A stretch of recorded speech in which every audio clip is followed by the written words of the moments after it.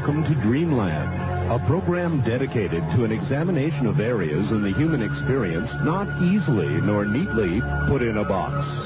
Things seen at the edge of vision, awakening a part of the mind as yet not mapped, and yet things every bit as real as the air we breathe but don't see. This is Dreamland. It is Dreamland, another Sunday evening. Good evening, everybody. I'm Art Bell. In Roswell, New Mexico, where it's all been happening. Coming up shortly, Linda Moulton Howe, Colonel Philip J. Corso, retired, and William J. Birnes, who co-authored The Day After Roswell with Colonel Corso. As promised, coming up shortly. In all the years of published books about Roswell and about extraterrestrials, I would venture a guess that none has stirred the pot more heavily than the book we're going to talk about tonight, and the man who wrote it, actually men who wrote it. Colonel Philip J. Corso, retired, along with William J. Birnes, has authored The Day After Roswell.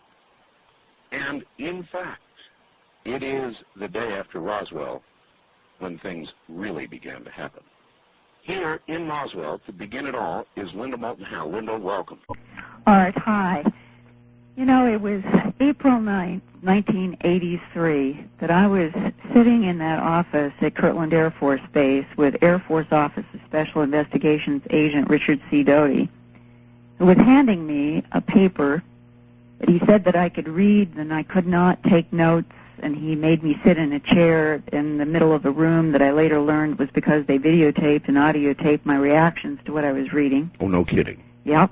And the top of that briefing paper said, in all caps, centered, briefing paper for the President of the United States of America on the subject of identified aerial vehicles in apparent IACS. And when I turned to the next page, in the first paragraph of about 8 or 9 sentences, it listed retrievals of extraterrestrial, and that was the word that was used in that paper that I saw April 9th, 1983, of extraterrestrial craft and bodies, both dead and alive, from a series of locations in the southwestern United States and the northern nation of Mexico, and it listed a series of cities and areas, including at least 2 in the Roswell area in 47 and 49, one as early as 1946, predating all of the historic discussion about 1947. Talked about the retrieval of a craft from northern Mexico south of Laredo, Texas, over the border. Talked about the retrieval of a crash in Kingman, Arizona, and Magdalena, which is out in near the plains of St. Augustine, and all of that was listed. And the paper went into a historic insight and evolution of how that our government, in terms of confronting having these craft and these beings that they didn't understand what they were or where they came from, had set in motion a series of insider military, medical, and scientific people to study, but to keep all of this information from the public and the media while they ascertained whether there was a national security threat. One of the conversations with Richard Doty that day, April 9th, 1983, he mentioned that inside of our United States government, that one of the things that had also helped keep this whole story covered up for nearly half a century was internal conflict between the intelligence agencies in the United States and military branches, that inside of the structures of our government, we had a kind of internecine war going on between various bureaus. Well, that's not hard to imagine, because the military wars between the various branches of its own. That's right, and in 1947, for the very first time, the United States separated Army, Air Force into 2 separate branches, which added to the confusion in 1947.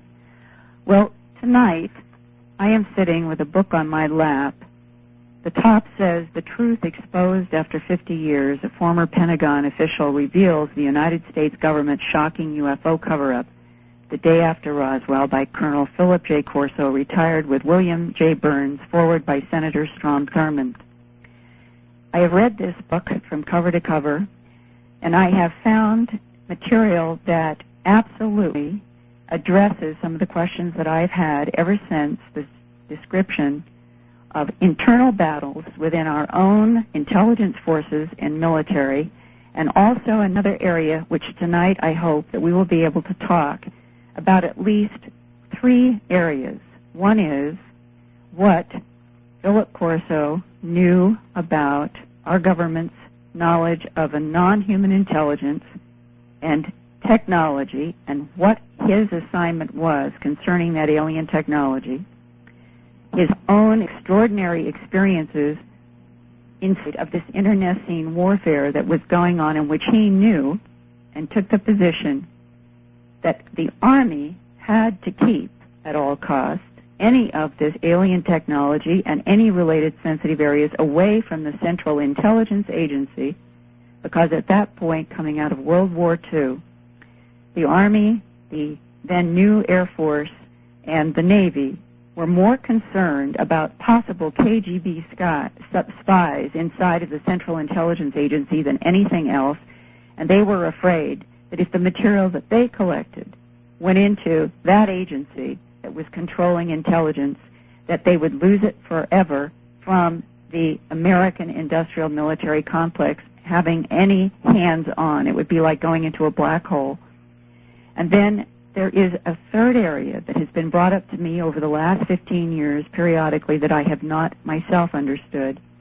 And it has been men who have asked me in my investigations of things like the animal mutilation mystery and others, did I have knowledge about Earth's secret war in relationship to the non-human intelligence and the position that our government had taken in relationship to it. Until the last 2 or 3 days, and a real privilege to sit down and talk in some detail with Colonel Corso and with William Birnes, I have had a lot of confusion that I think everyone else does about exactly what has been happening over the last 50 years that has kept this policy of silence, and the suggestions that inside our own government there has been tremendous conflict. And what is this Earth secret war about? Tonight, I think if we start and move through these 3 large areas, that the Dreamland listening audience is going to find that the whole non-human intelligence area may be part of the heart of an internecine warfare, but that this story is so big and so huge, and I'm sitting with 2 men that have facets about this that have answered some questions for me, and I hope by the end of these 3 hours, Art, that you and the audience will also realize that this book is one of the most important voices that has emerged in the last 50 years from a man who was there in 1960 to 63 in the Pentagon, working with Lieutenant General Arthur Trudeau on one of the most provocative challenges that I have ever read anywhere in my life, and that was how to get not understood artifacts retrieved from these disks into the industrial complex of the United States so that it could be hopefully used by military and industry without being swallowed up into the black hole of intelligence that would never let it out. And now I'm going to introduce Colonel Philip J. Corso, retired, the man with a remarkable first-hand experience with this information. And we are working in a Roswell inn where we have been, where we have one phone. That we have a sort of difficult phone system here, and what I'm going to do is pose a question to Colonel Corso, and then I'm going to try to help moderate around with this phone so that William Birnes will be able to make his comment when he wants, and questions, and Art, and so you'll understand we have a phone that the 3 of us are going to share over some of the most important information that I've ever encountered.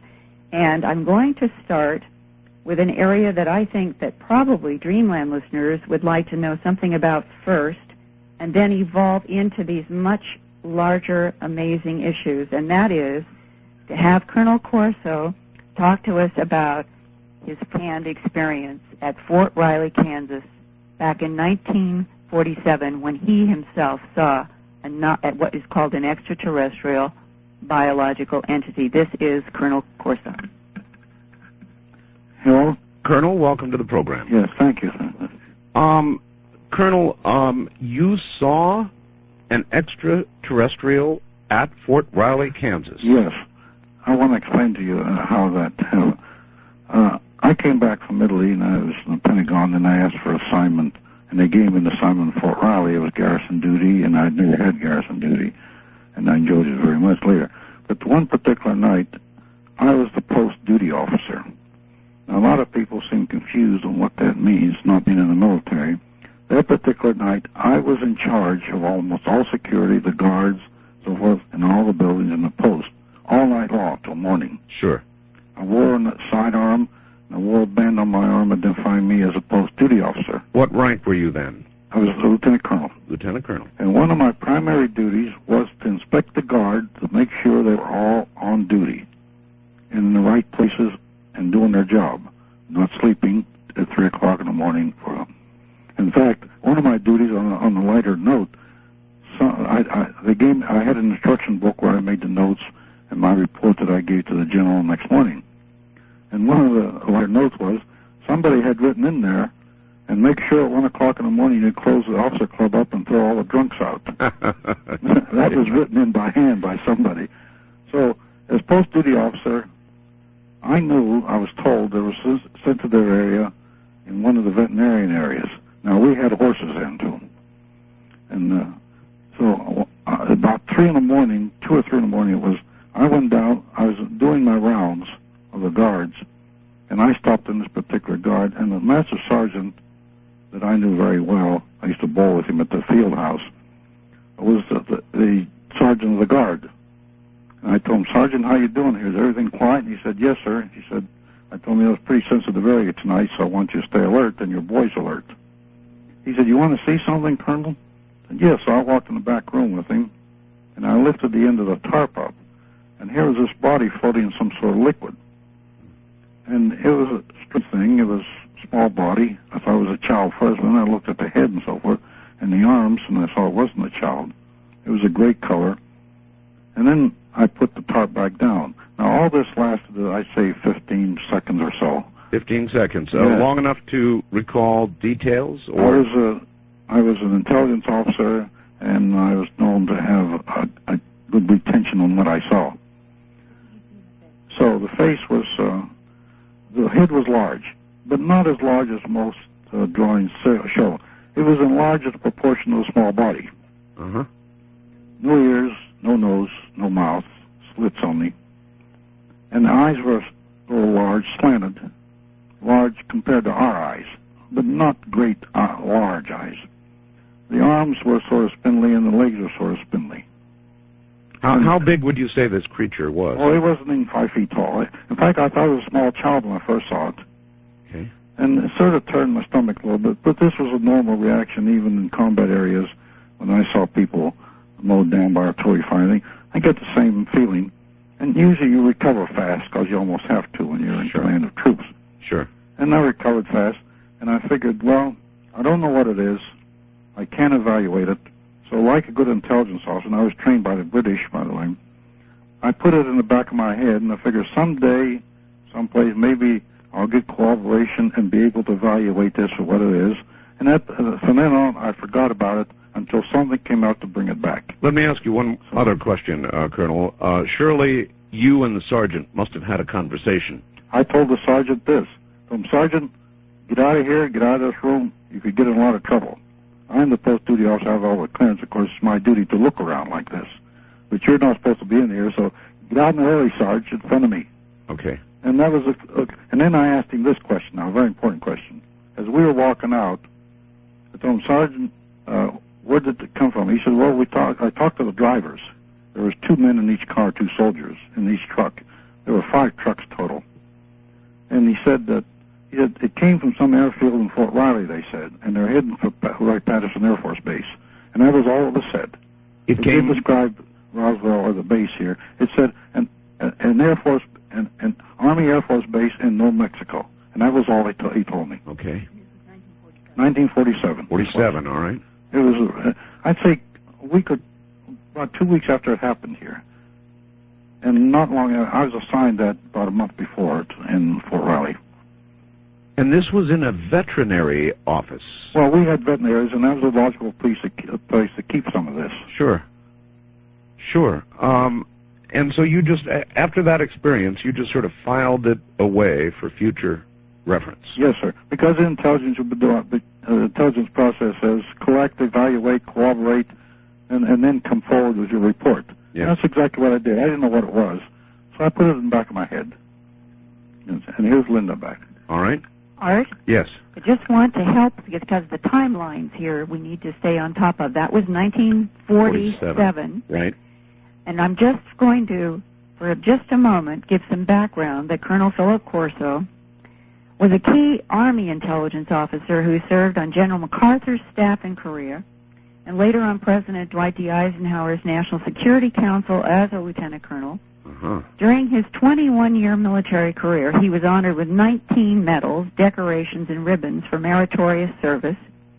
He retired from the Army in 1963 after 3 extraordinary years from 1960 to 1963, working directly with Lieutenant General Arthur Trudeau in the Pentagon concerning this whole issue now from 47 to 1960. Colonel Corso had that one experience of seeing this extraterrestrial biological entity at Fort Riley on its way to Wright-Patterson. Now, let's jump to 1960, and for a moment, what I'd like to do is turn the phone... Linda, we're right at the bottom of the hour. Okay, so and after we come back, I want William Birnes to set the stage here for one of the most extraordinarily important points in United States history. One other thing that I want to touch on, put it on your list of things to ask. An obvious question, Linda, is after all those years, why is Colonel Corso coming forward now, and is his retirement threatened by doing so? I mean, an obvious question, and what kind of struggle he went through before he decided to write such a book and come forward. Yes, and it's exactly what I was leading to for Mr. Birnes to explain how this could come about now and Colonel Corso not being in jeopardy. Excellent. We will pick up on that point. Mexico. Linda? Hi, Art. Hi. In the mid-'80s, when I first heard that phrase, Earth's Secret War, and what in the world was it about, I always thought that it was simply something of an inside unit in our government versus whatever the non-human intelligence was. What I'm beginning to understand in my conversations with Colonel Corso and William Birnes is that it was a very much more complex and dicey situation in which the military was perceiving that they were having to operate as if not only did they not understand a non-human intelligence that Colonel Corso describes in his own book, they knew that there were animal mutilations and human abductions in the late 1950s, early 1950s, or late 1940s, somewhere in that period, that they felt that they had to be concerned about, but they were also concerned about their Cold War enemies and this intense suspicion of spies in the Central Intelligence Agency and other agencies. And this sets the stage for the period of 1960 to 63. And I'm going to read briefly from the book. In 1961, Colonel Corso, then a lieutenant colonel, was given command of one of the Pentagon's highly classified weapons development budgets and was made privy to the United States government's greatest secret, the dismantling and appropriation of the Roswell extraterrestrial spacecraft by the United States Army. Identifying all those involved, Colonel Corso reveals how a deep cover council officially discounted all UFO reports to the American public and cleared the path for his research and development team at the Pentagon to analyze and integrate the Roswell artifacts into the military arsenal and the private business sector. The extent of the operation is startling. With unprecedented detail, Colonel Corso divulges how he spearheaded the Army's reverse engineering project that seeded, and that's S-E-E-D-E-D, like you would plant seeds, seeded alien technology at American companies such as IBM, Hughes Aircraft, Bell Labs, and Dow Corning without their knowledge. He describes the devices found aboard the Roswell craft and how they were the precursors for today's integrated circuit chips, fiber optics, lasers, and super tenacity fibers. He also discusses the role alien technology played in shaping geopolitical policy and events, how it helped the United States surpass the Russians in space, spurred elaborate Army initiatives such as SDI, which is the Star Wars program, Project Horizon, which we will talk about later in the program, but had to do with putting a base on the moon, Project HARP, that we have done shows on in the past, and ultimately brought about the end of the Cold War, unquote. I'm quoting from the day after Roswell. Right. And now I am going to go to William J. Birnes, the writer with Colonel Corso, to explain what was happening at the time that John F. Kennedy was President of the United States for a period of time before he was assassinated. And during those 3 crucial years, this is William Birnes' analysis of this internecine warfare and the world picture. All right. Hi, Art. How are you? Mr. Birnes, welcome, Yes. welcome to the program. Thank you very much. May I go back a little bit before we get going here and Sure. ask you how in the world Colonel Corso can now come forward, or at any time can come forward, and be safe? First of all, Colonel Corso's relationships with the United States government intelligence community within the military are rock solid. He was an advisor to members of the Senate, an advisor to presidents, and an advisor to generals at the highest level of the military, and not just the Army, but obviously generals from other services as well shared in the intelligence that Colonel Corso helped develop during the course of his career. So the very people that would be the ones who would look with great disfavor upon what Colonel Corso was doing were the ones who, during his tenure in office, and not just at the Pentagon, but at the Eisenhower White House, when he was a military commander in the most sensitive area of Europe, the Southern German Command, where he had authority to use field nuclear weapons, those very officers were those very intelligence officers were the ones that he'd been putting in their places for 20 years. So no, they're not going to come forward now. This is a war that he's already showed who owns the battlefield on that one. Mm-hmm. Can you give me his reasoning for coming forward? He must have struggled greatly with this before going public. Yes and no. And when the time comes, I think the colonel himself is probably a more appropriate person to describe this, but I will tell you what he told me, and then a little later on we can hear it from the colonel in his own words. Basically, the colonel belonged to a handful of officers led by, from the memoirs that I read of the man himself, written by the man himself, and the colonel's own memoirs, Lieutenant General Arthur Trudeau, who was probably one of the last of the great combat officers who had a grounding in military technology. I think it's a breed we don't have anymore. I don't want to speak for the present leadership, but I'm just saying that when you look at things like the War of the Generals and all the generals bumping heads in the Persian Gulf, and then you see a man like Arthur Trudeau, who during the Korean War, his men were trapped on Pork Chop Hill, and the orders came to abandon the men. Arthur Trudeau said, hell no, took off his general's helmet, put on a sergeant's helmet, and said, who's coming up with me? Ran up the hill, took the man, brought him back down, put on his general's helmet, and that was it. Now, that's a hero. Okay? You betcha. You betcha. This is a man who fought the CIA, who was blasted by people like Dulles, and who came out on top every single time, and who led Army intelligence, and who completely reorganized the Army R&D inside the Pentagon, completely reorganized it to make what this book is about possible. So this man and the colonel were friends well after both men retired. General Trudeau went on to be a consultant to industry, had his own industrial consulting firm, worked, I think, for Gulf Oil in Pennsylvania. He was a good friend of the colonel's for many, many years afterwards. The two men had an oath. The oath was very simple. we will maintain our silence while we're both alive. When the general was sick, called the colonel aside, the two men, two old soldiers, you have to imagine the scene, and said, I'm going to release you from your oath of silence. You can tell this story. And that was what it is.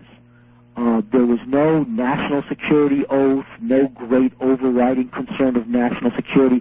This is what two men did inside the Army. So this wasn't as though this was a great military strategy or a great defense strategy. This operated within the Army with a handful of officers. Nobody else knew about it. That was the point. So there was no national security to breach. All right, I understand. Now, to get to Linda's point of this war, I can fully understand that the military would not necessarily want the CIA or other intelligence agencies getting hold of this information, because over the years we've seen I don't know how many spies caught, moles that have been passing information, went to jail for it, to the then Soviet Union. So there's no question about that. I can understand why they would want to keep it out of the hands of the military. Is that accurate, or of the intelligence community? That's accurate, Art. It is the very, very tip of the iceberg. It is only a micro sliver, a membrane sliver of what the real story is, which is much more frightening, much more horrifying, and when you realize how close this country came to nuclear war on a number of occasions because of bad intelligence, mistakes, and false assumptions, you realize how close to the edge we came. The real story starts even before the end of World War II, with the OSS running around Europe, and with the penetration of the OSS even at that time, and this is not from Colonel Corso's own words, these are from words of CIA people themselves, by NKVD units and Russian playbacks into our own intelligence services. This was not the military intelligence, this was the civilian intelligence services, and I want to draw that distinction very early in. Military intelligence, Army G2, was separate and distinct from the civilian intelligence services, such as the OSS. Understood. Okay, now, so we knew, the Army knew, that even at the end of World War II, that the Germans had fallen into possession of some kind of extraterrestrial technology. The burst of strange German technology toward the end of the war was frightening. We knew that. We knew that from the scientists that we had retrieved from Germany. Colonel Corso happened to be one of the military officers who helped run Operation Paperclip when he was the area commander of Rome from 1944 to 1947, fighting off the rear guard Nazi Gestapo, SS units, and the Russian NKVD units posing as communist partisans.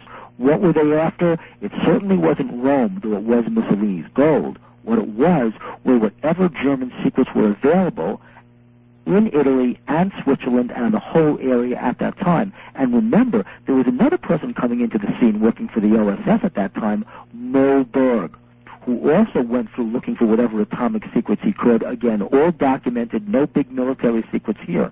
The secret is that Phil Corso was one of the people involved in the military end of Paperclip. The German scientists told the Army, told Corso, told Trudeau, told other people in the military that the Germans had been in possession of extraterrestrial secrets. So the military intelligence end, as well as the OSS, as well as the Russians, as well as the British, knew that the Germans had stumbled upon a stockpile of some phenomenal technology. This is setting the stage for what happened before the Roswell crash in 1947, with the split between the military and the civilian intelligence services when the National Security Act was passed under Truman, creating, in effect, the first fully functional, full-time civilian intelligence service which operated under a black budget under the National Security Act, separate and distinct from direct and explicit congressional oversight. The Army, the Navy, eventually the Air Force, had intelligence services that were operated under congressional oversight and military oversight. They operated in plain view, but this news service was totally secret. It was a secret government. What the Truman administration did not know was that prior to this creation of the superintelligence agency, its own command structure had been infiltrated by communist sympathizers. And I'm not saying this like some right-wing fanatic from the 1950s. I'm saying this as a matter of history because the CIA officers themselves said this, had been infiltrated by communist sympathizers and in many instances, NKVD moles himself. We created an intelligence service separate from congressional oversight, almost immune, operating with impunity that had already been compromised, and nobody knew it except the military. Mr. Birnes, was there an operational name for this organization? Well, originally, the organization was the Central Intelligence Group, the CIG, run by Admiral Roscoe Hillencutter. Remember his name, because where does Hillencutter turn up after the Roswell crash? It was the Central Intelligence Group, which eventually became the CIA. Which became, now, as Colonel Corso was serving his time as a range officer, commanding a missile battalion in White Sands, then going to the most sensitive area of Germany, then serving as Inspector General, toward the end of the Eisenhower administration, there was a restructuring going on. General Trudeau had reorganized the entire Army R&D after he left G2, and this began in 1959.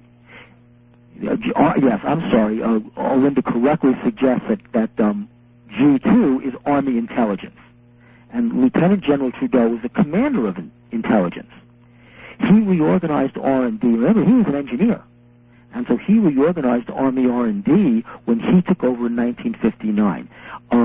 The colonel, who's a scholar on Army R&D, on the history of this, will tell you that originally Army R&D had a minor function under logistics. Even General Twining himself, again a name we remember from the Roswell crash, had suggested that the study of UFOs, and this is his words, not mine, the study of flying saucers, the analysis of what it is, be given to foreign technology under R&D. This is what Twining himself said all the way back in the after 1947 and in the early 50s. But Army R&D, military R&D, wasn't up to snuff. Not until General Trudeau reorganized it in 1969. He had requested when 59, Colonel Corso, correct me, when the colonel came back to the United States after his tour of duty in Germany, General Trudeau requested that in 1961 he report to the Pentagon. This is shortly after the inauguration of John F. Kennedy. He report to the Pentagon to take over. The situation was, however, that by the time the colonel arrived at the Pentagon, it had become even more urgent. The Army was sitting on material that had been basically housed in the Pentagon in some way, shape, or form for 14 years. Mr. Birnes, there's a couple of things I'm unclear about. Go ahead. One is an astounding revelation that the Germans had, you're suggesting the Germans had alien technology before we did. What I'm suggesting is that the Germans themselves told us that they had alien technology before the end of World War II, yes.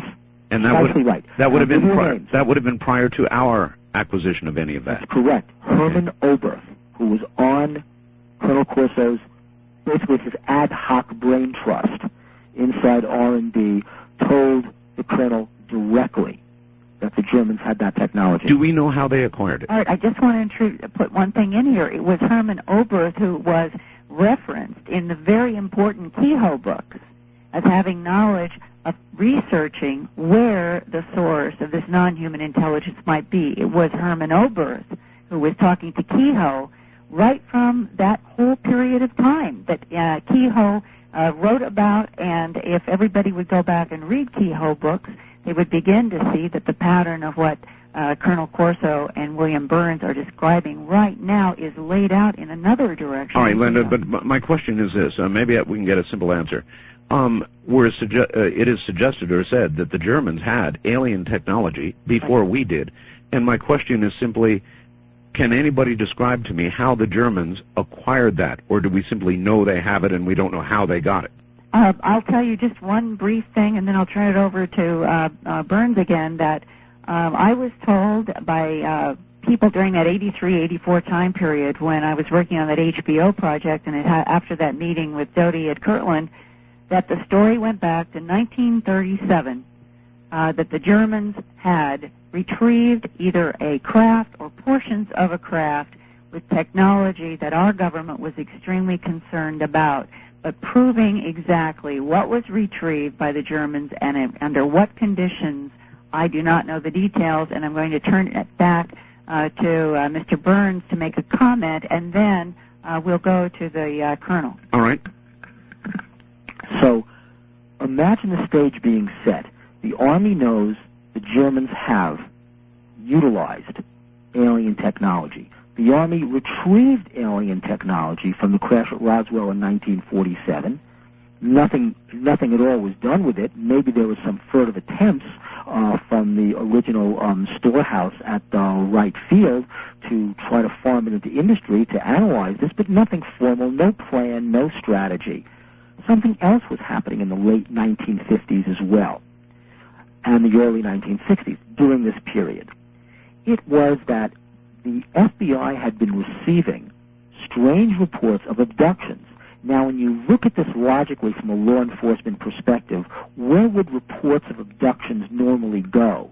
I mean, you certainly wouldn't go running around to too many psychiatrists. People would think you're crazy. Yes. But people who reported being taken from their homes called the police. Well, that's a federal crime. So the police would turn it over to the FBI. So the FBI, and this spooked the hell out of J. Edgar Hoover, the FBI begins compiling reports in an organized way on abductions. They're not saying alien abductions. They're not saying UFOs. They're not saying flying fish. In other words, at this point, the FBI doesn't know what the hell's going on. Nobody knows what's going on, Art. That's the whole point. All right. This is a complete cloud of unknowing. All right, Ms. Birnes, we're at the top of the hour. Everybody gets to rest for a while. We'll recoup and start again after the news. Stay right there. Hey, it's Linda. Hi, Linda. Okay, good.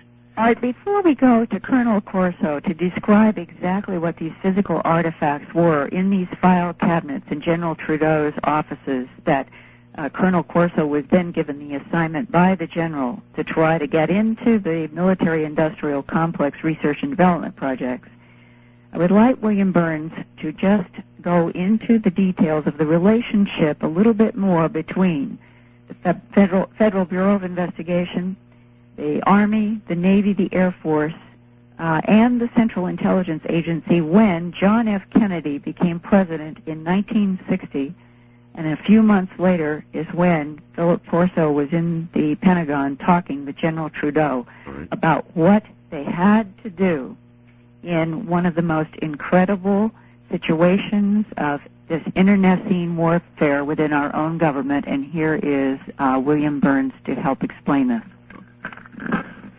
So the stage is set now that it's 1960, and you've got this split between the civilian intelligence services, basically the CIA, which had been penetrated by the KGB and was really pumping out through false estimates of intelligence, a Communist Party line, a Soviet line. You have the military, which knows about this, and you have some senators and government people in the know and some not in the know. At this point, you've got reports of these strange abductions reaching the FBI. Hoover absolutely does not trust the CIA, and in fact, Art, you may know, many of the listeners may know, that as early as the late 1940s, there was a shooting war going on between the CIA and the FBI over spying and over the running of drugs right after the end of the war. So there was no love lost between these agencies. At the very same time, these strange reports of cattle and animal mutilations began reaching the local sheriff's departments, because they're not doing these things in the middle of New York City. Sure. Where are they? They're out in the West. They're on farmland. They're on cattle ranches. You bet. Sheriffs get these reports. What do? They begin compiling them, turning them over to the state departments of public safety in places like Texas, Colorado, Wyoming, eventually they reach the FBI. What is the FBI supposed to do? Well, when they go to the CIA for help, it's like throwing something into a bottomless pit. Nothing comes out, and the agencies aren't talking to each other anyway. Right. But the Army begins compiling these reports because where else can the FBI go? It is now the spring of it is now just after January in 1961. There was a full-scale war going on inside the Beltway between the civilian intelligence, i.e. the CIA, and the military intelligence. The three military services, Army, Navy, Air Force, all have their own separate R&D divisions. Trudeau effectively organizes the Army into the most powerful R&D division that exists, and this, in the midst of this warfare, is where Colonel Corso comes to begin his stint as the Director of Foreign Technology, the very same division named by Nathan Twining a decade earlier to be the repository of the alien artifacts. Whew. JFK and RFK have just taken office, a completely new administration. They are not well liked by the intelligence community. They are not well liked because they are obviously very fraternal. And remember, they come to power. This administration comes to power under a cloud of suspicion to begin with because of the whole Cook County vote and what happened in the final hours of the electoral count to get them into office in the first place. Lyndon Johnson, as you know, also made many, many political deals to gain favor in the Senate and to reach power, and the Johnson family became very, very powerful in Texas, strong ties to the FBI. So this is an administration which comes in under a real cloud of suspicion. All right. Okay? All right. This is and so that sets the stage. And now, from Colonel Corso, I presume, we should ask what he found in these General Trudeau's cabinets.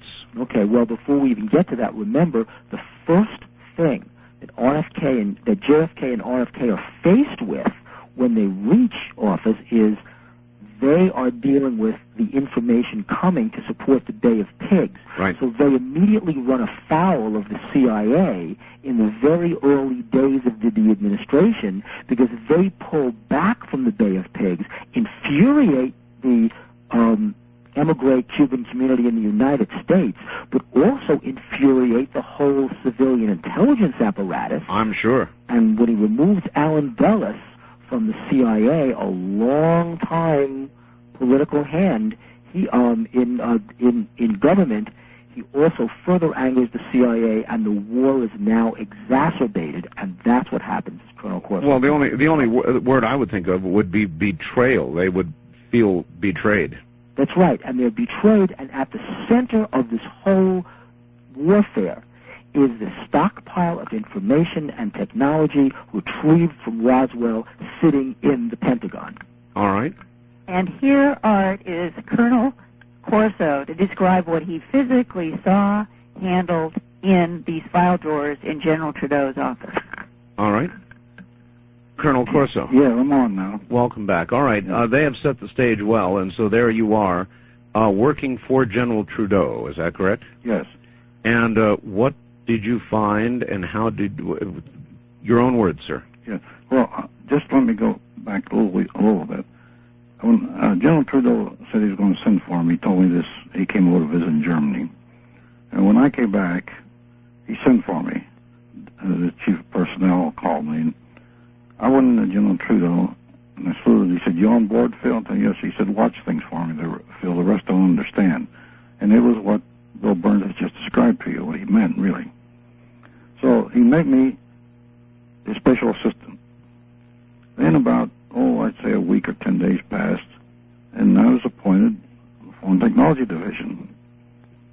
When I moved in the Foreign Technology Division, just shortly after that, General Trudeau called me and said, "I'm delivering a file cabinet to you."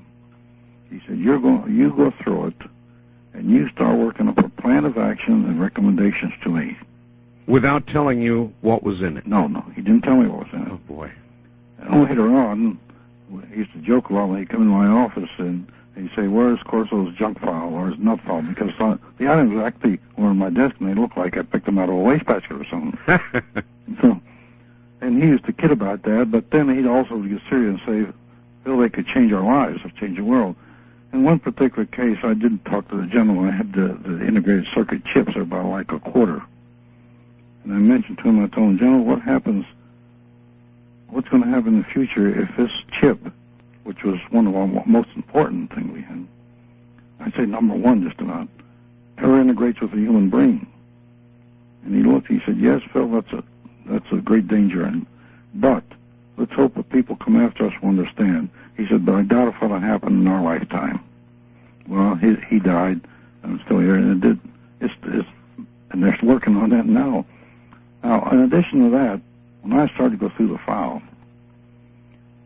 I found the first thing I had was a piece of metal about the size of a postcard, and paper thin, but the atoms were lined in it. And this came from Livermore Lab, which was one of the laboratories we financed up at MIT. And he called me in, and he said, I'm making you the head of a team. You will get in Army engineers and even the German scientists. And I did assign two to my team. And they worked with me. So the job was to go around industry, the first job, and see who was working on such items. So we did. We started to go to industry. In other words, IBM, the big ones who were working on... We went to... these came in other factors. This particular one I'm talking about is alignment of atoms. So one day, when we went to one of these industries, they had a long thing, tunnel-like thing, and at the end of the day, right after supper, I motioned to one of the German engineers, German scientists. I told him, Hans, take a walk with me. So I went to walk with him. I told him, well, what do you think? He said, Colonel, if I believe everything I've heard today, I have to unlearn everything I've ever learned. So I told him, Hans, you might have to. He just stopped. He said, I'll remember what you said. So from then on, and General Trudeau, when he assigned me as head of that team, made the statement, this could be bigger than Los Alamos, because it can make spaceships light as a feather, can be penetrated by radiation, cosmic action. No gunshot can penetrate it. You're referring to the metal. The piece of metal, yet I'm still there. So we worked on it, but I have to end with a note on that piece of metal. We didn't succeed as much as we tried, and we were... Well, and he gave me instructions, if you think they're beginning the process, fund it. Well, in other words, let me be straight, Colonel. You took this to a private corporation, yes, and you in essence said, can you duplicate this, or can you make this, or can you back engineer it? And they tried and failed. Well, let's say we all failed. We tried it. We financed it even. We never did. Anybody we assigned it to or we thought was getting close to it, really never did, let's say, happen. All right, this piece of metal came from where? The crash at Roswell, or did you not know? No, I knew it. The file I had papers with it describing it. And where did it come from? It came from Roswell. Roswell. Now, then we moved to the integrated circuit, the size of a chip. Then General Trudeau gave me instructions. Find out who in the industry is working on similar, like the transistors already started. Right. He said, any scientists are working on it, write me a plan of action on how we're going to do all this. So I finally came up with my plan and gave it to him. He okayed it, that we would find scientists and people who are working in that area, particular area, and we would infuse in there normal research and development proposals, not the item itself, but proposals describing it. These are supposed to be normal R&D think tank type operations. In other words, you would come up with a proposal that would suggest, for example, what about the concept of developing an integrated circuit, an IC circuit? Yes. Miniaturized. Yes, along that line we came up. And how did you get that, Colonel, to the industry leaders? Well, General Trudeau started the program, what we called applied engineering, and even Dr. Teller was in on that, and he's still alive, you know. Right. And this applied engineering, here's exactly what we did. We found out people working in that area. We infused the technology in this through R&D projects, and we funded it. They didn't use our money. We funded the project. And then every time we thought they were slowing down, we would infuse maybe a little more in, and then finally the chip went over to them. All of this black budget money? No, this was not black budget. This was R&D money. R&D money. It went to us. This was money appropriated by Congress. All right. We had now, in addition to that, let me tell you this, since you asked about budget. There's such a thing as R&D T&E operation. That was research, development, and RDT and ES. And these type of programs were that the first item made, we would go and check where it was done, or it was T stood for test and evaluation. I better add that on. Yes, sir. The first budget that came in was the prototype, and I tell them when the first prototype was off the line, I'll be there to check it. You bet. Many times it wasn't, and I even threatened sometimes. I had authority to cancel contracts. Now, since the first item, an RDT&E, was still in the R&D, and we financed that with our budget. Again, not a black budget, an open budget. Understood. Appropriated by Congress. Yes. Because remember, the projects that went out were normal research and development contracts. Makes sense, yes. They weren't sub-rosa or anything like that. Right. Or any say, we can't tell you enough. We put them out in that sense. And this program started to operate. And it started pretty good. Then one day, I pulled out of the file a bunch of wires. Well, I thought they were wires, and they were emitting colors. And there was some sort of, must have been some sort of circuit in there, or some sort of power source. I had no idea what it was. I didn't know if it was a wire, it was something plastic. But finally there was people working on similar stuff. In fact, lately I talked to some scientists who were in that area. And this was infused in, and I think one of the ones that was infused in was Bell Laboratory. From that, fiber optics developed. Fiber optics? Yes. Now, also, let me get back to a little story on the chip, on the integrated circuit. All right, may I stop you and ask you, the material in those filing cabinets, was that all from Roswell? It was from Roswell, but and sometimes I got idea that some of it maybe came from the St. Augustine crash out here. All right. Anyway, you were going back to the chip. Yeah, I'm going back to the chip now. That was one of our really number one importance. I found in my file, a file I had in there that was labeled Project Rainbow. Rainbow. Project Rainbow was John von Neumann's project. And I read it, and this was amazing. He was starting to work on artificial intelligence, artificial life. Oh, my. And I put it aside, and a lot of times I look back, was I remiss? I had the organization, the money, the brain work, the brain people would do it, and I didn't. I put it away because I really didn't understand it, to tell you the truth. I didn't understand everything that I had. In fact, many times I thought, we weren't that brilliant. How did you even decide where to take any item that you might have plucked? Here's what happened. General Trudeau made it a point to contact most of the industries in the Fortune 500. Right. He personally went to visit 25 of the boards. In fact, to give you a little story, I went with him to Sperry Rand. We met the board. In fact, who came out and met us? Martha herself.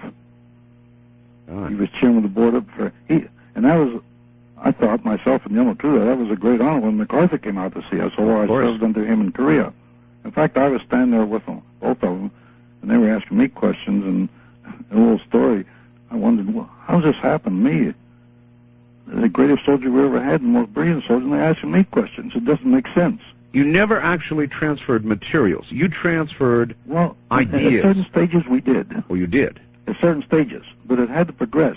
For example, General Trudeau told me one day, getting back to the integrated circuit, he said, Phil, the transistor in the way it is today and the integrated circuit took us 5 years to develop. It should have taken 250 years.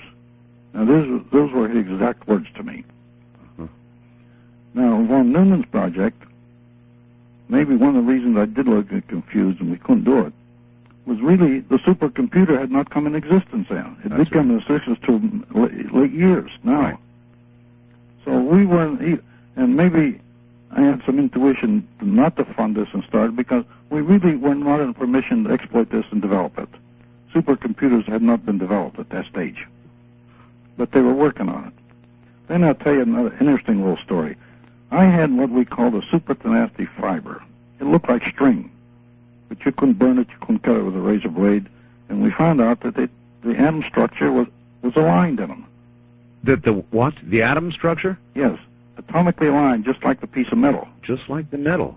Now, that is a strange little story here, an interesting little story. So what did we find? The nearest thing on this earth to that was a spider web. The spider spins an atomically aligned web.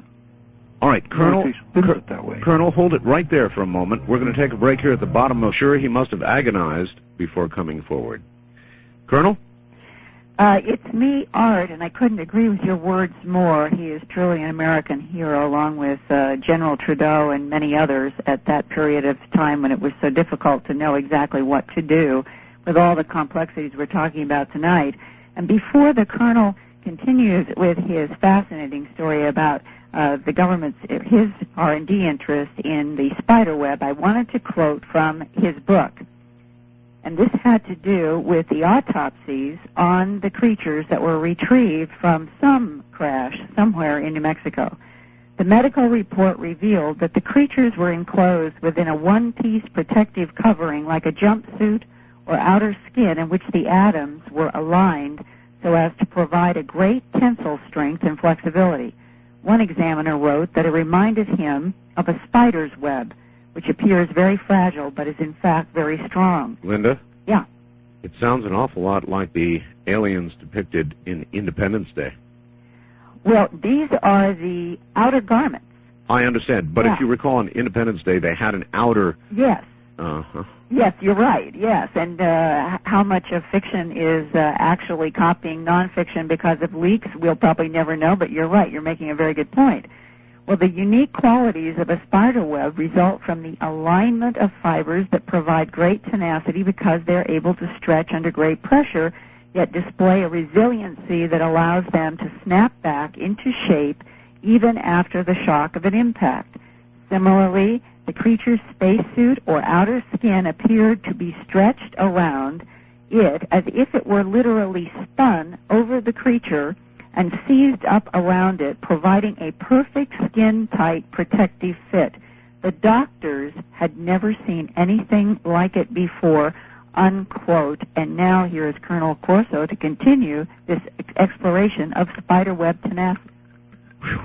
Oh, I'm back on. Yes, Colonel. Welcome back. Now, finish the spiderweb story. These spiderwebs, you could stretch them for miles. They had like a hook-type arrangement when they were spun. It was a line, and it would stretch. You just stretch it for miles, not break it, then it'll snap back in place. So what we did, because of its strength and tenacity and the way we made flight jackets out of it. Flight jackets? And they worked very well. But the problem was we couldn't get enough spiderweb. So we gave a contract out, the first one I remember, and this, by the way, appeared in the Discovery magazine story not too long ago, which I cut out. We financed the University of Wyoming. We wanted them to try to clone the spider. But I'm sorry, I missed that, Colonel. You wanted them to what? Clone the spider. Oh, clone the spider.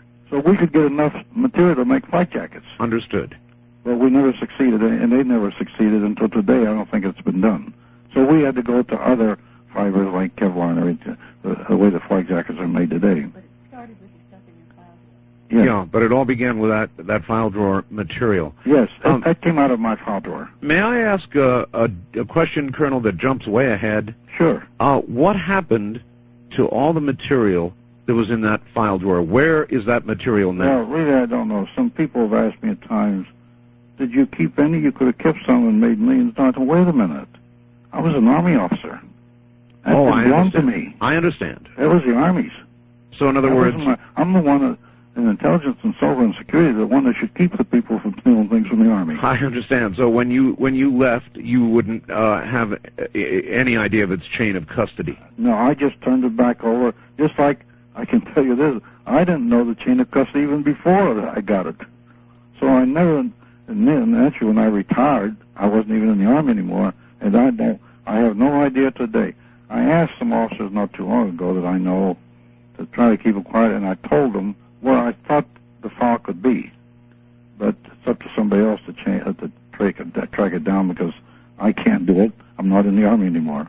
And his... Art. Yes. Just one of the other units or pieces in this amazing file cabinet that Colonel Corso had, in the book, he raises this. He said, why did the inhabitants of the craft have a cutting device that when they had it, they could see that there was some kind of a red dot coming out of a black piece that they had, one of these file cabinet technologies they did not understand, and they didn't know what it was. And finally, one time that they saw some smoke in the room, and suddenly they could see this red beam of light, and of course what I'm describing is what we now know as a laser. They didn't know. And he said, why did the inhabitants of this craft have a cutting device like this aboard their ship? It wasn't until later, when I read military reports of cattle mutilations in which entire organs were removed without any visible trauma to the surrounding cell tissue, that I realized that the light beam cutting torch I thought was in the Roswell file was actually a surgical implement, just like a scalpel that was being used by the aliens in medical experiments on our livestock, unquote. I would like now to turn the phone back to Colonel Corso to describe his first handling of this device. Well, my first handling was, I had another device that was similar to this. And of course, like a human doesn't know any better, I figured the batteries are dead. I couldn't turn it on. And there was no batteries in it. But that was the first reaction of a typical reaction of a human that doesn't know anything. Would have been mine. And later on, well, it was mine, too, and I was in charge. But later on, like the other little instrument I had, which I think measured the intensity of brain waves on different organs of the body, that particular thing, I thought the battery was dead in that also. Then I took it to a lab down at Belvoir. And lo and behold, when some radiation area, I went in, that thing came on. When you went into an area where there was radiation? Well, there was actually, we had the low-level radiation because that was our atomic lab, the one we kept that they didn't take away from us. And so when it got into that area, it turned on? It turned on. Of course, it had graduated things, and I shipped that to Monmouth also because they were our electronic labs. Yes, sir. And there it wasn't an R&D project because they were our labs and they were military. See? And I never did get because I left after, not too long after, when General Trudeau retired, and 6 months later I did. But I shipped it to them, and that was those two interesting little items. And the laser, then the second most important thing after the circuit that I think we did was our development on lasers. A lot of people believe that the laser was started before. Well, there were experiments before, yes, way back. But the thing blossomed and took hold on lasers in 1960, and even General Beach, who took General Trudeau's place, made that remark in public. When you turned that device over? I turned them over to Monmouth, our electronic labs. Yes, sir. Yeah, on Long Island. Yes. They were our electronic labs. And then also... Did you then follow the progress of the back engineering? Well, yes, I followed them for a time, but then... Now, also another thing, I better inject this right now. Much as it seems now when they read the book and all, that people think how important they're shaking. This was not my primary job. This was like a secondary job. What was your primary job? Well, my primary job was Special Assistant Chief R&D, for example, budgets. And I was the first officer, I'm the first project officer on the anti-missile missile. Trudeau assigned that to me, the importance of it, because the brain from the extraterrestrial could be, it had 4 lobes that could integrate back and forth electromagnetically. And we did similar work out on our ICBMs, our International Continental Missiles. So we did that, and we used these items on that. We went along that line.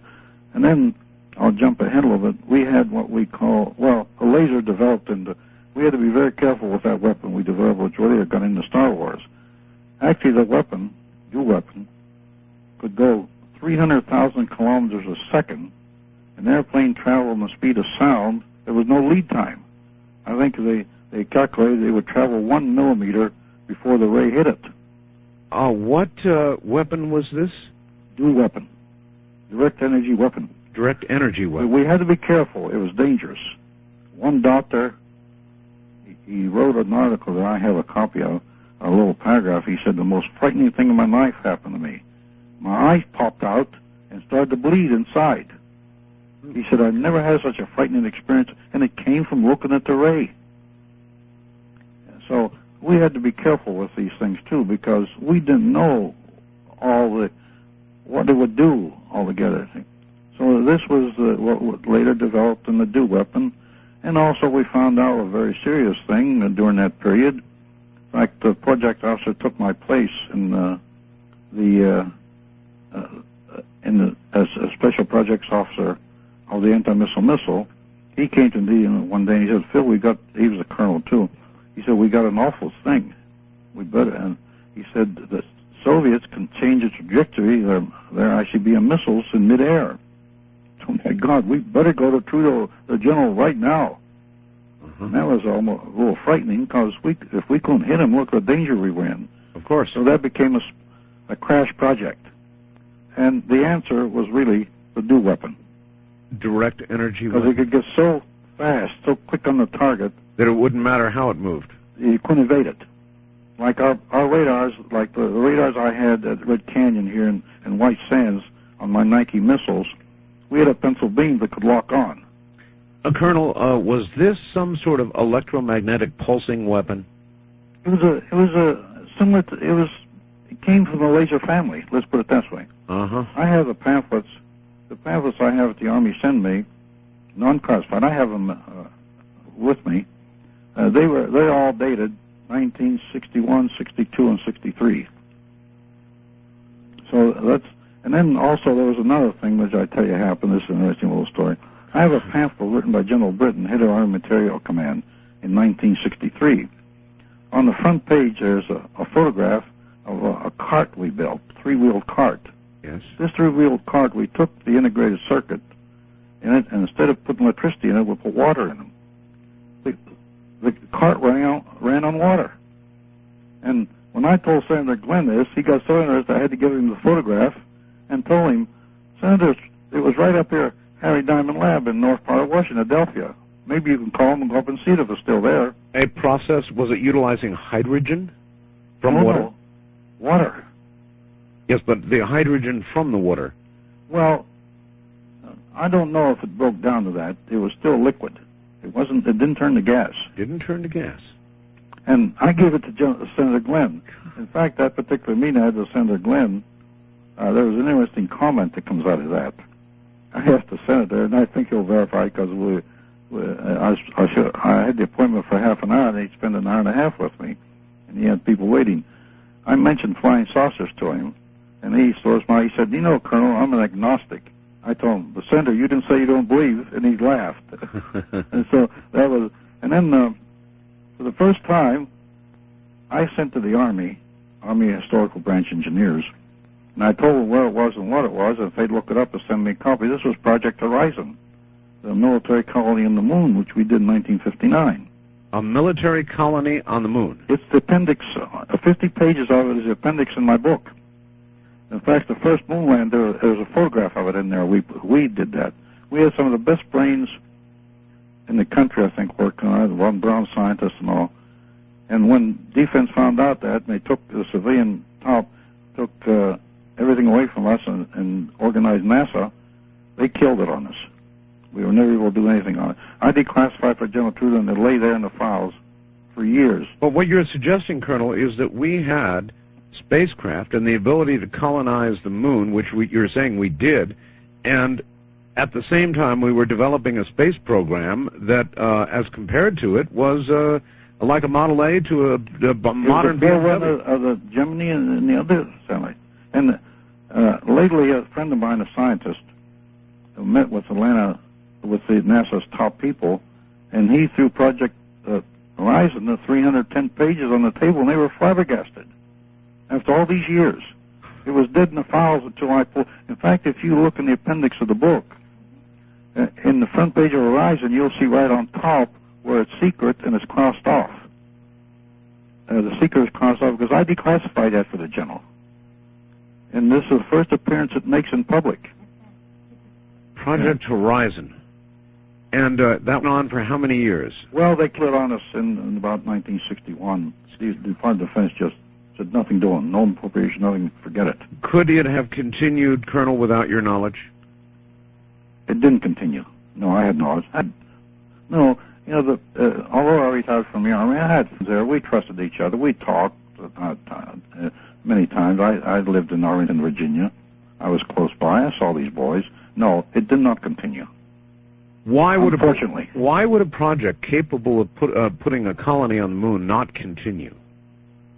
Well, I think Bill Birnes testified that there was he came out with this. There was a battle of, let's say, territory or whatever you want to call it, of appropriations. So there was a terrific battle going on inside the government, which people didn't know about. And this thing, let's say, got caught in the battle. They didn't like the Army. They didn't like us, the civilian heads, and out of the military, you know. They didn't like us very much, and they wanted to pull us down. And anything we did was try to take it away from us. And unfortunately, this project with the moon lander in there, a picture of the moon lander, it's in there. They just destroyed it on us. They made us quit, stop. We got orders of no more. God. And the project died. And there's all the photographs. In fact, right here, she has right in her hand a book. You know, what's the page number? Colonel, why don't you hand the phone to Linda Howe for just one moment, if you will, sir? Okay, Linda, for 1 moment. All right. Linda, two things very quickly. One, I'm trying to make sense of all this. The electromagnetic, the direct energy weapon he mentioned, right, in my mind, might translate to an electromagnetic pulsing weapon. And as you know, in STS 48 and 80, we see things occurring that look very much like an electromagnetic pulsing weapon. Right. Point one. Point two, I'm finding it very hard to understand how a project that colonized the moon prior to as our space program was just getting off the ground could have possibly been dropped, even with budget wars going on, or using that technology to have done all that and then just drop the project? Yes, and I'm going to, in just a few minutes, I'm going to transfer this back to Mr. Birnes to explain that art, but I want you to hear excerpts from the actual, now unclassified by Colonel Corso. This is a paragraph signed by Arthur G. Trudeau. About 1 minute, Linda. Chief of Research and Development in the Pentagon. I envision Expeditions' development of the proposal to establish a lunar outpost to be of critical importance to the United States Army of the future.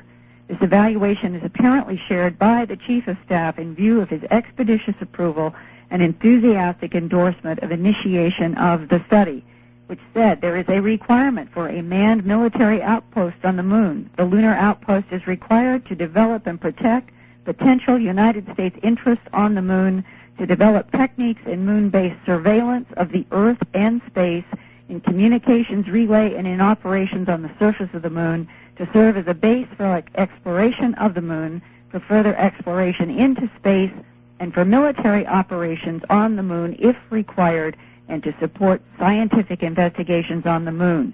When we come back, we'll have... Linda, I need to understand. Did the Colonel say that we actually did that, went to the moon? Oh, no. Or only that it was proposed based on the technology we were developing or trying to develop? Yeah, General Trudeau wanted this done, and this was all drawn up as a plan, and it was going forward like an extension of General Trudeau's getting these artifacts into the industrial complex. I understand. I'm glad. Suddenly, the rug was pulled out from under them. Okay, I've got it. Thank you, Linda. And my guests are Colonel Philip J. Corso, retired, and William J.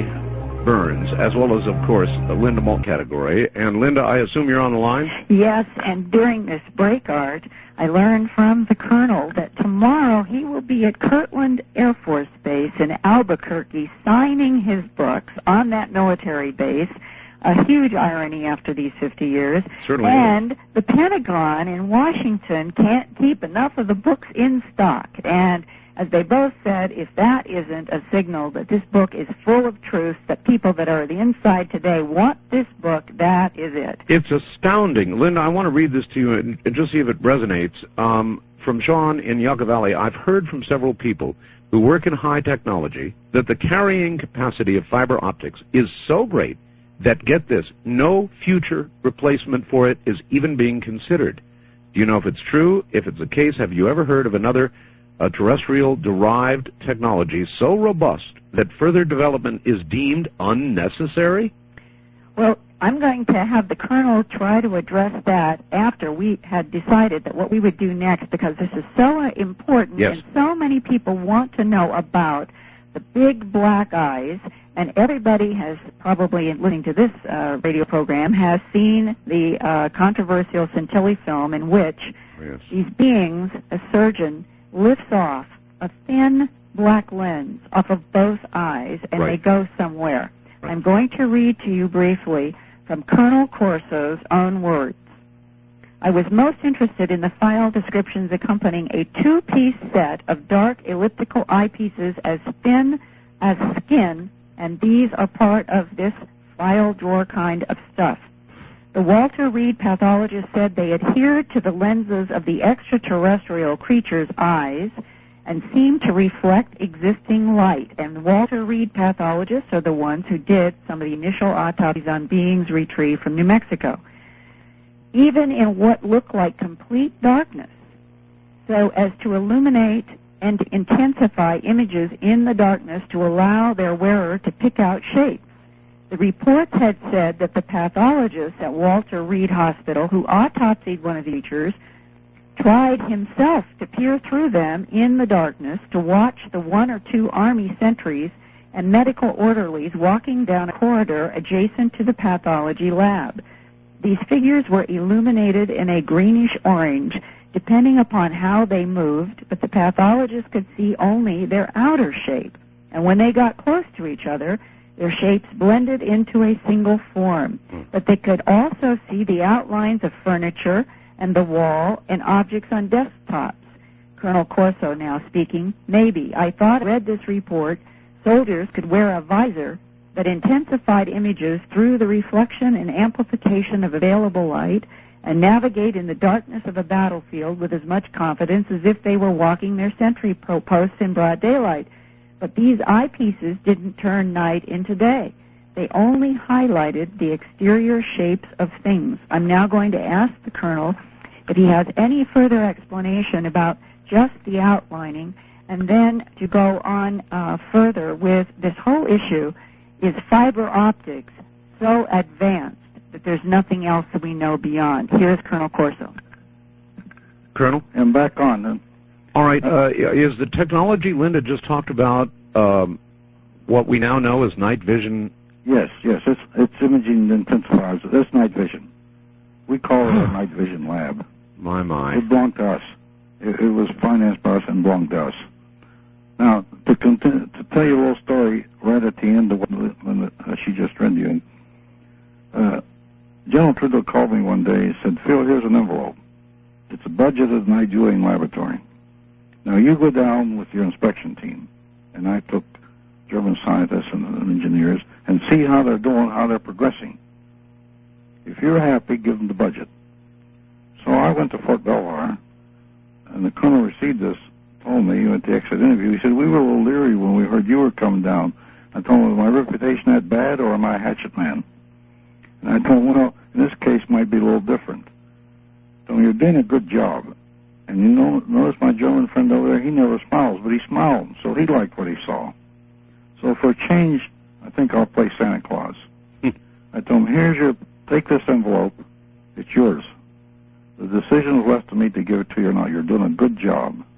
He opened it up, There's a $60 million budget. Huh. And I told him this. I said, now, there's a little hitch to that. You don't get that free. The war is heating up in Vietnam. Give us a night viewing device in 3 to 6 months. They did. So that's the little story about the night viewing device. And Linda read you. And now also, to go back beyond this, the Germans had an infrared, which was very good. And we took that. We also did infuse that. And I had a great advantage. Not only did I have the German documents, but I had German scientists who could read it and explain it to me. Colonel, may I stop you and ask you a question? Yeah, go ahead. After the war, sir, it is my understanding that there was a general division of German scientists between the United States and Russia. Do you have knowledge that the Russians got any German scientists who were privy to the same technology that the Germans had even prior to the war? Now, I discussed the same problem with some of my German scientists. They claim that the Russians did get some German scientists, but not of the caliber that we had. Remember, we had Obert. Oh, yes. Here. Oh, yes. Obert was a genius. He ranks with Goddard. We had von Braun. Actually, Obert was von Braun's boss. And we had the other Germans, including the two I had on my team. Brilliant men. Now, they claim that they knew about a lot of these things, but didn't know enough to put them in production. In fact, later in the war, they were working on things. They were forced to work on things like this. But I'm beginning to believe, and from what they said in my interrogation and the year I spent with them, that the same thing happened over there that happened here. There were groups of combat officers, like we had an affinity between us. Right. There was no paper trail. We trusted each other just from head to head. And nothing ever got out because these men were not, you couldn't get these men to talk or say anything. And we didn't like the elite in our government because we didn't trust them. And I understand in Germany there was a similar thing. The scientists did not like the Nazis. And I understand that possibly there was the same thing in Russia. If you read the middle photograph in my book, it shows a picture of General Trudeau and myself standing by the flag. On my right, I think, is Edward O'Connor. He was one of Truman's poker playing buddies. And the expert at the White House on Soviet at Donetsk, with the same division I was in. On the other hand is Victor Fedai, Library of Congress.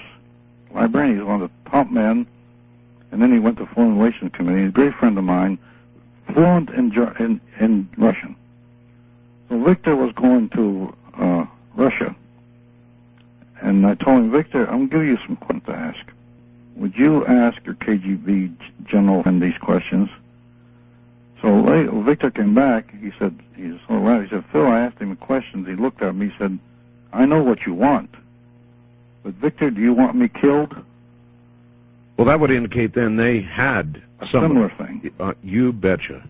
Yes. All right. Colonel, I can't let this interview end without asking you, at the end of your first interview, the exclusive interview you did with Dateline, yes, you made a comment about a time machine. And they seem to use that comment of yours as a way to almost try and discredit, the commentator yes, sort of rolled his eyes, to sort of discredit everything else you had said. So I've got to ask you about that. May I ask you about that? Yes. Well, what did you mean? In the book, there's a part in there where I discussed this with Professor Obert. We discussed time travel.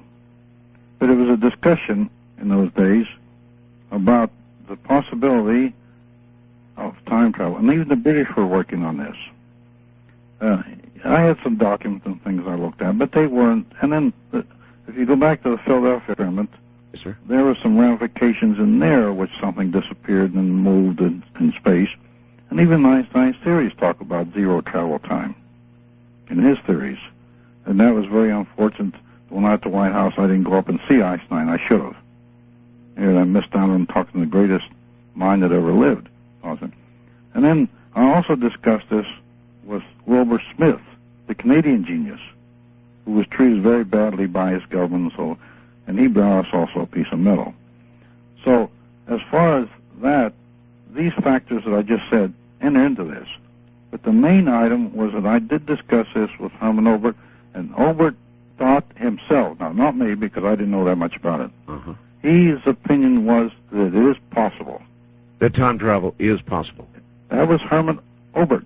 So the reference was much more brilliant than I was. So then the reference to time travel was, it's something I'll tell you about, and you would have said what you just now said, not that you saw or traveled in time or saw a time machine or anything like it. Never traveled in time. I wish I could. I'd like to do that. All right. I'm glad we cleared that up. In fact, lately I had an operation on my stomach. I had a U.S. hernia, and the doctor pulled it down, a good friend of mine. Now I can eat apple pie and ice cream at night, go to sleep like a baby. And I told him, Doc, what'd you do? Push me back 40 years younger? And I haven't been able to do that in 40 years. So maybe I did travel back to all that. Well, medically. I'd like very much to travel in time if I could. Well, I'm glad to have cleared that up because they were using that to discredit you. Yeah, they did. But they didn't ask him. They had so much good material they never used. I can't understand that. But that's their business. They're in the business and I'm not. So they were free to use what they did. When you got to see the interview, sir, after it was all done and when it aired, were you surprised at what did not air? No, I was not. Because I had testified before the MIA committees. And I stood in front of Senator Curry and Senator McMahon and others. And I told them, now the interview that I did when I talked to President Eisenhower on the prisoner issue, we agreed to cover the intelligence aspect on the spies that they were feeding back, taking our boy's identity. And then getting the Russian to adopt that identity and send him back here to the States as a spy. We agreed to, but President Eisenhower never told me to cover the prisoners going to Russia. In fact, he gave me permission to put out the numbers, which I did in Associated Press and speeches I wrote for Lodge at the United Nations. And yet the newspapers took the sensational thing that Eisenhower hid the prisoner going to Russia from the families. Of course. That never happened. So I had a little experience in this type of reporting. I understand. Colonel, earlier I asked your co-author, Miss Birnes, Bill Birnes, what kind of agony and thought process you went through before you came forward with all of this incredible information. It wasn't really agony. Let me explain why I decided to write the book. Please. First thing, he explained, I had an oath with the general. An honorable, honest, good man. I was an Army officer. I wasn't about to break my oath to him. And he released me from the oath, he said, when he died. 3 years ago, unfortunately, he died. I was released from my oath. Then I could talk if I wanted to. I'm criticized by my own son and family. He said, 35 years you didn't even tell us. Why should I tell you? I had an oath. Then one day my grandchildren asked me, said, Granddad, what'd you do during the war? I figured I'd better stop putting this on paper and at least leave them a legacy. From that, I was writing my experiences, it evolved with what we have now. And that's how it came about. And that's really the story, a very simple story. But I didn't go through any agony or anything. No one has ever told me not to talk. I understand, but this is such incredible information that surely you must have at least considered the impact on society. Yes. General Trudeau told me one day, Phil, you and I go from one development to the other, and we take it as a matter of course in our daily work, and we think nothing of it. Yet some of these things are earth-shaking. These were General Trudeau's words. We had to learn to live with that type of thinking. And it was the same as almost like thinking in combat. You have to live with it. I tell people, I can tell you what it was like, but I can't tell you how it felt. You have to be there yourself. How much of the material, Colonel, that was in those file cabinets was developed into products we use today percentage-wise versus how much we was in there that we simply couldn't do anything with? Very little. I'd say that we've developed maybe less than 5%. We developed some very things now for the world. So in other words, somewhere there's still a lot of material that somebody's working very hard on. Exactly. I think there is, because like Mr. Burns said, a flying saucer itself is the capacity. And the reason a lot of them that crash have been trying to build, because they miss out that the extraterrestrial is really the guidance system. He blends with the capacitor. God, I've heard that from so many sources. Yeah, and we came to that conclusion also. In fact, I think one of the greatest things that we were remiss that we didn't do more work to study this clone of this creature or whatever he is. We should have done a lot more. We should have diagnosed him and studied it minutely. So there were actually those eye covers in the cabinet as well, and that's what led to night vision goggles. Yes, it was actually the middle, the third eyelid. It was like something like he has another eyelid which blocks the sand out. Yes, it was similar. So we have something similar in this world. Although this in here, remember, these creatures walked around in the dark. How could they see in the dark if they didn't have something like that? Our boys, and one of the requirements when I went to the night vision lab is make a night vision device which can fit over the soldier's eye almost like goggles. Yes. Not something bulky and big which he can't wear. And he has to put it on. A soldier operates in combat. He can't be carrying everything looking through it out around. You see, and they did. They did it. I have a pamphlet that they wrote, and I give them credit. They did perform and made it. And very proud. It was our whole laboratory that did it, too. All right, Colonel. Got to hold it there for a moment. Stand by. We'll get back to you. Colonel Philip J. Corso. A retired Colonel, Philip J. Corso, who was in the right place, definitely the right place at the right time, is telling us that the majority of the advanced technology that we have today didn't come from us. Back to Roswell. Linda? And Art, I am looking at page 115 in the book The Day After Roswell, and it says, among the Roswell artifacts and the questions and issues that arose from the Roswell crash, on my preliminary, and I'm quoting Colonel Corso, list that needed resolution for development, scheduling, or simple inquiries to our military scientific community were image intensifiers, which ultimately became night vision, fiber optics, which were fed into the phone system, and a whole lot of other things, super tenacity fibers that we have just discussed that were related somewhat to the way spider webs are so strong, lasers, molecular alignment metallic alloys, integrated circuits, and micro-miniaturization of logic boards. Project Horizon, which we're going to talk a little bit more about here in a minute. Portable atomic generators, which ion propulsion drive. Irradiated food. Particle beams. And he puts in here parenthesis, Star Wars anti-missile energy weapons. Right. Electromagnetic propulsion systems. And depleted uranium projectiles. This is in a section of the book about some of the R&D development projects that he and General Trudeau were initiating and that have evolved to today. And there's one more thing before we go forward in time. We've been trying to understand the bismuth magnesium layered material that may have come from the bottom of a delta-shaped craft. Yes. Other people are trying to understand what other kind of pieces and particles they may have. I thought one of the most extraordinary paragraphs in this book reads, the initial revelations into the nature of the spacecraft and its pilot interface, and he specifies there were hand-imprinted panels exactly as we have seen in the debris footage in the controversial Santilli videotape. Yes. It came very quickly during the first few years of testing at Norton Air Force Base in California. The Air Force discovered that the entire vehicle functioned just like a giant capacitor. In other words, the craft itself stored the energy necessary to propagate the magnetic wave that elevated it, allowed it to achieve escape velocity from the Earth's gravity, and enabled it to achieve speeds of over 7,000 miles an hour. In other words, the craft, the outer portion of the craft might have been made of an anti-gravitic material much like bismuth magnesium. That's right. The pilots weren't affected by the tremendous G-forces that build up in the acceleration of conventional aircraft because to aliens inside it was as if gravity was being folded around the outside of the wave that enveloped the craft. Right. It may have been like traveling inside the eye of a hurricane, but how did the pilots interface with the waveform they were generating? God, Linda, as I hear all this, I'm just sitting here shaking my head. It's all coming together. It is. And Colonel Corso says, somehow the pilots became part of the electrical storage and generation of the craft itself.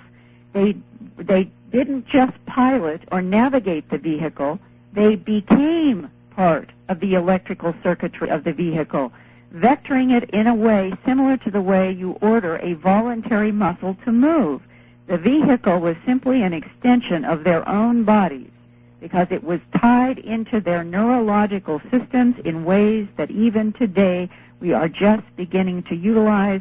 And the thing that they discovered in those tight-fitting suits is that the molecules of the fibers themselves were all oriented in the same way. Right. And he speculated that when this whole craft system, the hands are in the panels, the craft is moving, it is lifted in a magnetic wave, and that those fibers, all oriented, helped make the entire system generate as a whole system without affecting these pilots. Well, Linda, we are working on exactly that technology, rudimentary stages, albeit, but I've seen a number of specials on television about pilots literally thinking, not having to push buttons and pull levers and sticks and so forth and so on, but literally thinking commands.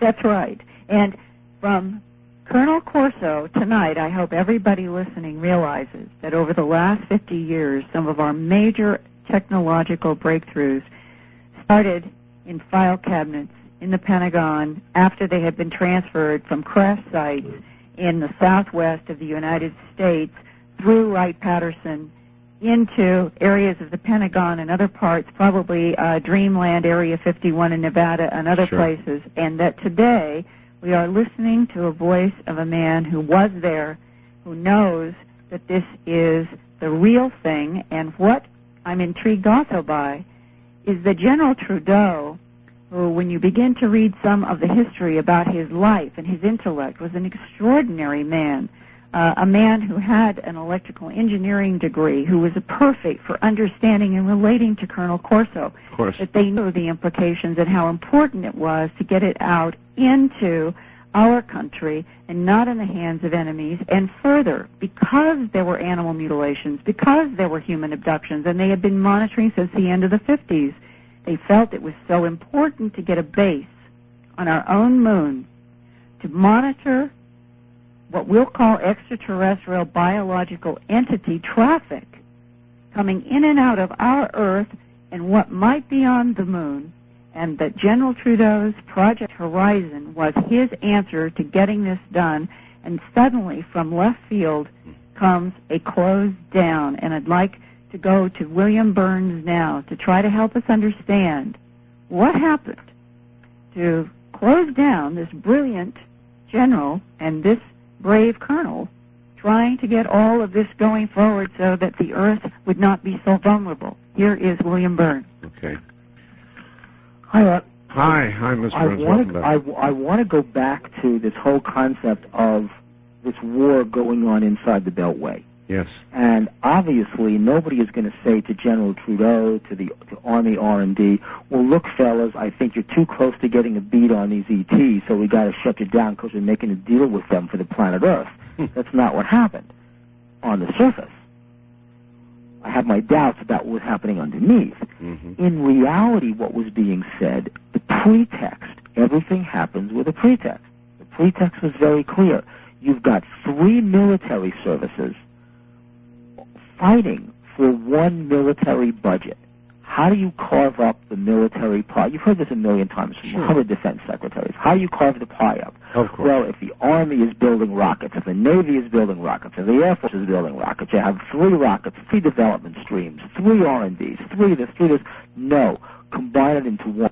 But you boys in the military can't stop fighting with each other. So I'll tell you what we're going to do.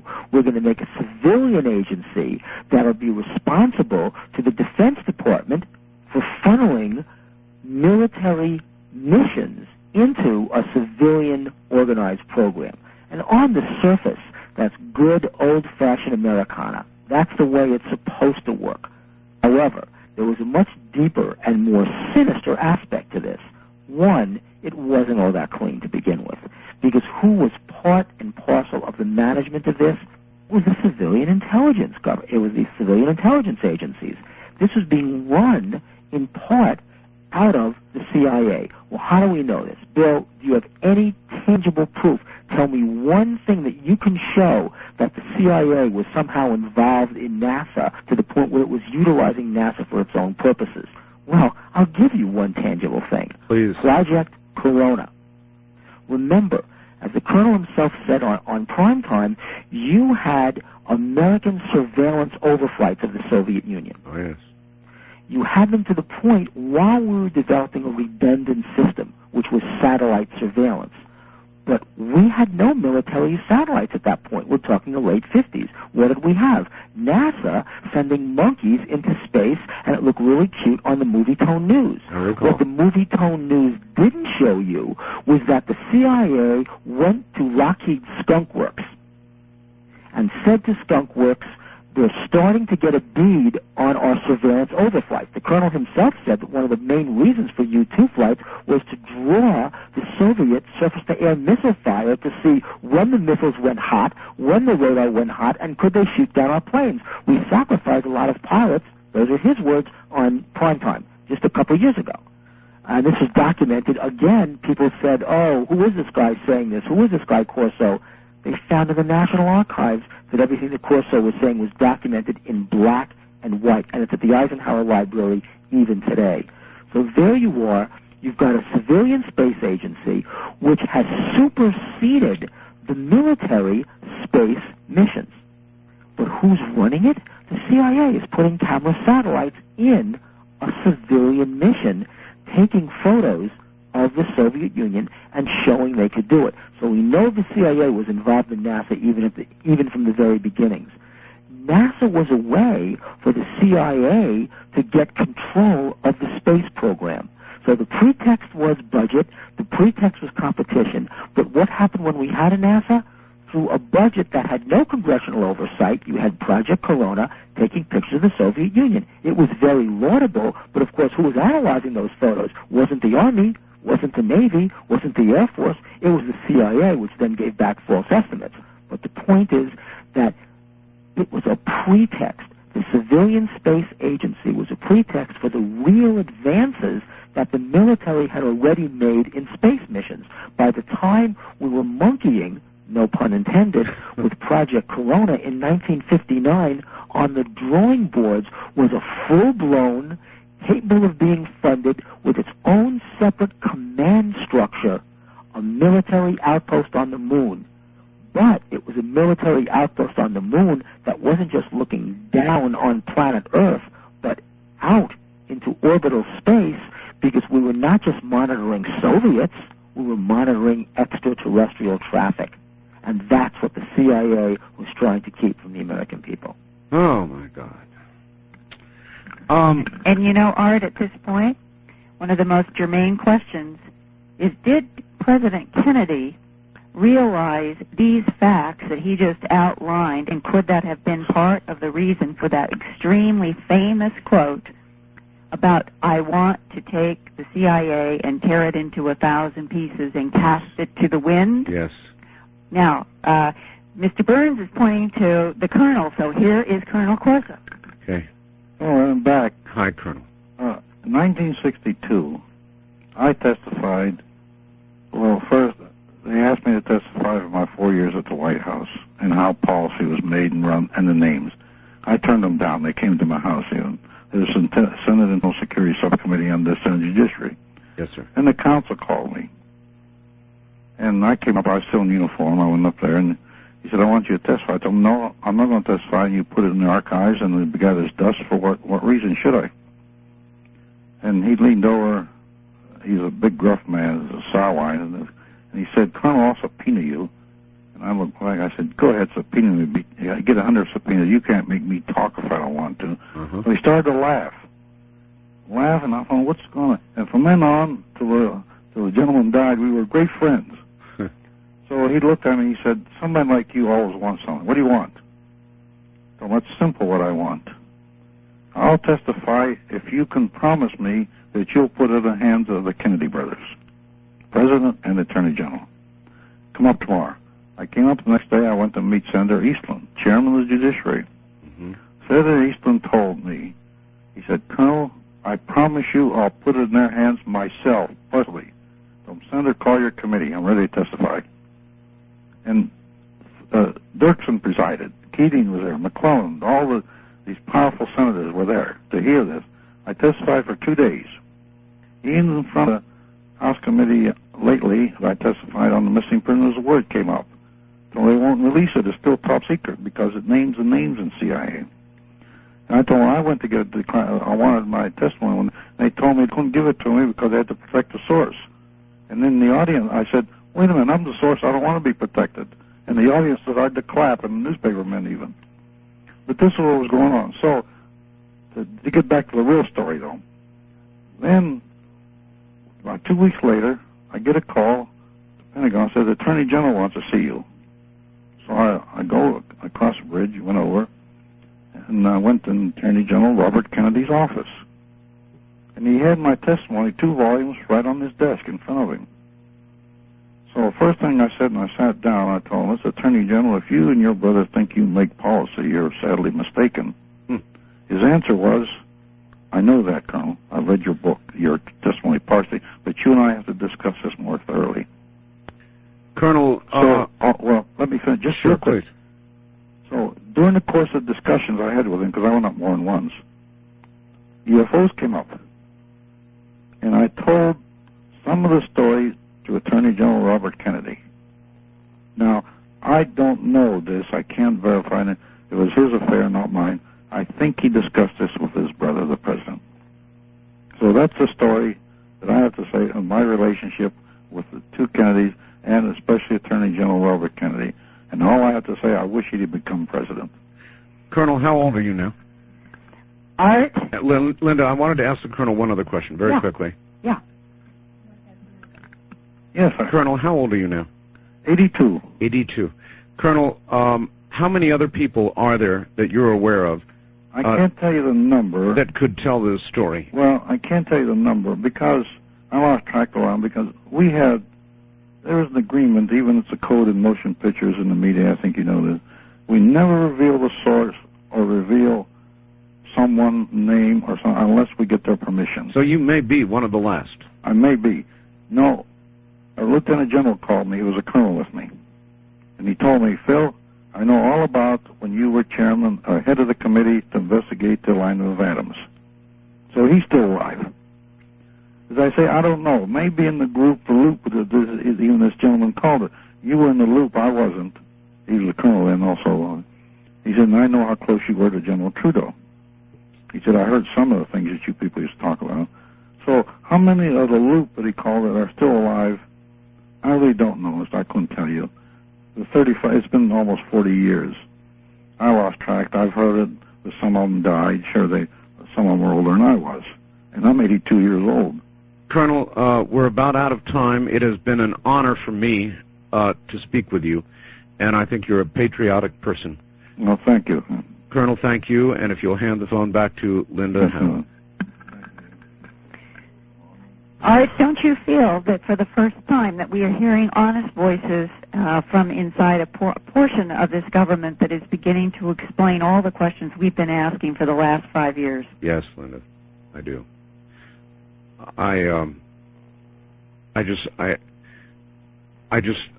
know what to say after hearing all of this. I don't know what to say. I'm you know, one thing stunned. I'll just put in here, I know, and a footnote, when I met the colonel 2 nights ago, the first thing he said to me, he said, Linda, how did you get all of that classified material in your books? And he said, and how did you do it alone? He said, at least I had a gun. And I think part of this big story is that we've had this huge civilian curiosity with so many people, like the ones in Roswell, this 50th anniversary. They knew. They have known. They had their hands on. And we have pushed. And then there has been people like Colonel Corso, who had a gentleman's agreement with an extraordinary general who did finally pass, but his order was for Colonel Corso to then tell the story. And now we may begin to see that the civilian effort that's been pushing forward step Maybe by we'll step. break it all open. Linda, we're out of time. That's it. I mean, we're flat out. All right. It's been great, Art. It's a landmark program. Thank you, Linda. Thank you. Thank the Colonel. And please thank Mr. Birnes as well. Yes. Good night. Wow. All right, folks. That's it. That's a lot to think about, isn't it? I'm Art Bell from an area near the real Dreamland, or Dreamland. This is Dreamland. Good night. This has been Dreamland, a program dedicated to an examination of areas.